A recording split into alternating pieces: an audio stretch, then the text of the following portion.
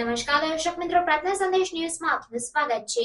ધોરાજીના station road ખાતે આવેલ બાબલા ચોક્કા રાજા દ્વારા ગણપતિ મહોત્સવની ઉજવણી કરવામાં આવી। ધોરાજીના સ્ટેશન રોડ ખાતે બાબલા ચોક્કા રાજા ગણપતિજીની સ્થાપના કરવામાં આવી હતી। ગણેશ મહોત્સવને લઈને ભક્તોમાં અનેરો આનંદ અને ઉત્સાહ જોવા મળી રહ્યો છે।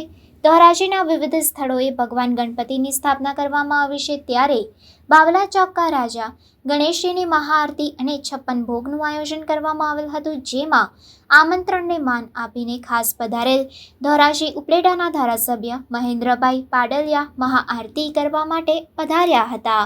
આ ગણેશ મહોત્સવમાં ભક્તો દ્વારા દરરોજ સવાર સાંજ આરતી, પૂજન, પ્રસાદ સાથે આરાધના કરવામાં આવે છે, તેમજ રોજ રાત્રે અલગ અલગ કાર્યક્રમ રાખવામાં આવે છે, જેમાં રાસ ગરબા, રામધૂન, સત્યનારાયણ ભગવાનની કથા જેવા અનેક કાર્યક્રમો યોજવામાં આવે છે। માર્કેટિંગ યાર્ડના ચેરમેન હરકિશનભાઈ માવાણી, જયસુખભાઈ ઠેસિયા, કૌશિકભાઈ વાગડિયા, પિન્ટુભાઈ ત્રિવેદી તેમજ વિવિધ આગેવાનો ઉપસ્થિત રહ્યા હતા। રિપોર્ટર નયનભાઈ રાવરાણી, પ્રાર્થના સંદેશ ન્યૂઝ, ધોરાજી।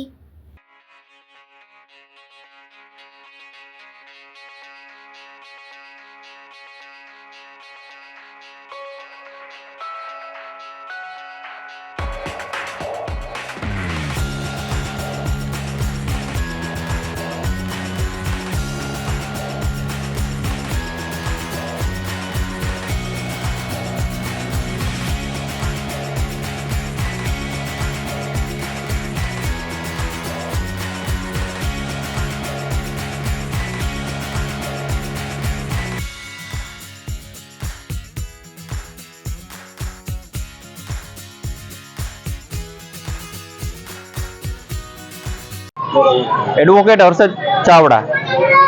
આજરોજ ધોરાજીમાં દ્વિતીય દિવસ અમારો ગણેશ મહોત્સવનો છે।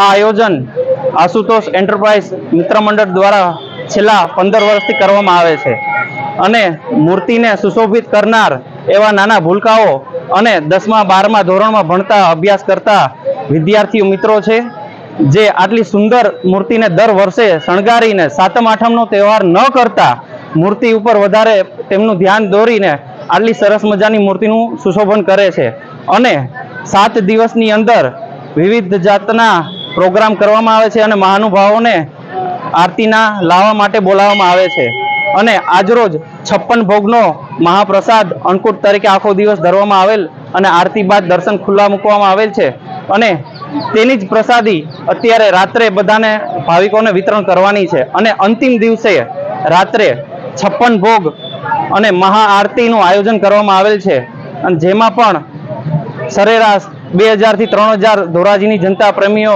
એક દિવસમાં લાભ લે છે અને આ સફળ આયોજન કરવામાં છેલ્લા 15 વર્ષથી ભોગ આપતા એવા તમામ યુવા મિત્રોને આપ મીડિયા વતી અને ધોરાજીની જનતા વતી હું આ આયોજનના એક કાર્યકર વતી ખૂબ ખૂબ આભાર માનું છું। ગણપતિ સ્થાપના ધોરાજીમાં આ સુંદર થઈ છે।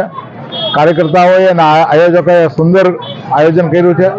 આજે તો 56 ભોગ ભગવાનને ધરવામાં આવ્યા છે।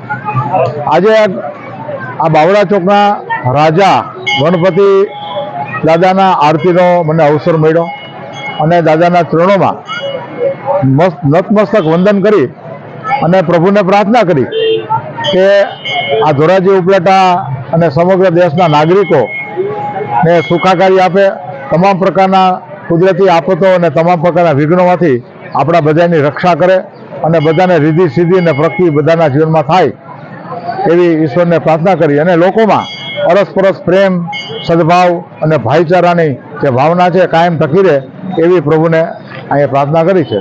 જય ગજાનન। પ્રાર્થના સંદેશ ન્યૂઝની તમામ લેટેસ્ટ અપડેટ્સ માટે ચેનલને હમણાં જ લાઈક, શેર અને સબસ્ક્રાઇબ કરો।